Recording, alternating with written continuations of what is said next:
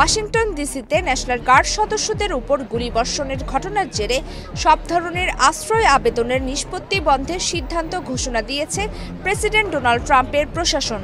একজন শীর্ষস্থানীয় অভিবাসন কর্মকর্তা এই তথ্য জানিয়েছেন।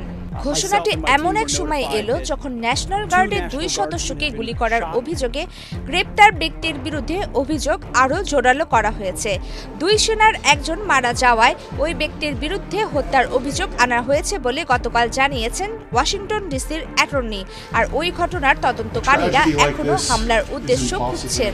এই ঘটনার পরিপ্রেক্ষিতে অভিযুক্ত ব্যক্তির বিরুদ্ধে অভিযোগগুলো প্রথম শ্রেণীর খুনের ধারায় উন্নীত করা হয়েছে বলে পদ্মা সেতু, মেট্রো রেল এবং এলিভেটেড এক্সপ্রেসওয়ে নির্মাণের গর্বিত অংশীদার বসুন্ধরা সিমেন্ট। ডিস্ট্রিক্ট অফ কলম্বিয়ার মার্কিন অ্যাটর্নি জানিয়েছেন। এই পদক্ষেপ আসে কয়েক ঘন্টা পর যখন ট্রাম্প ঘোষণা দেন যে যুক্তরাষ্ট্র সমস্ত তৃতীয় বিশ্বের দেশ থেকে অভিবাসন স্থায়ীভাবে স্থগিত করার পরিকল্পনা করছে। বুধবারের হামলায় আহত এক নারী ন্যাশনাল গার্ড সদস্যদের মৃত্যুর কথা জানানোর পর এই মন্তব্য করেন তিনি। হামলার জন্য একজন আফগান নাগরিককে দায়ী করা হয়েছে। ট্রাম্প কোন কোন দেশকে লক্ষ্য করে এমন পরিকল্পনা করেছেন সেই বিষয়ে স্পষ্ট কোনো তথ্য দেননি। বিশ্লেষকদের মতে এই সিদ্ধান্ত আইনি চ্যালেঞ্জের মুখে পড়তে পারে এবং ইতিমধ্যে জাতিসংঘের বিভিন্ন সংস্থা উদ্বেগ প্রকাশ করেছে।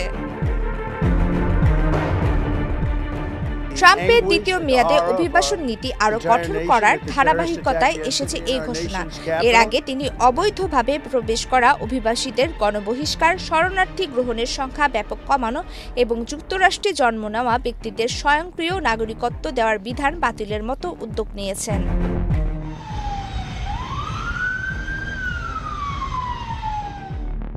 প্রমিতি কিবরিয়া ইসলাম, বাংলাদেশ প্রতিদিন।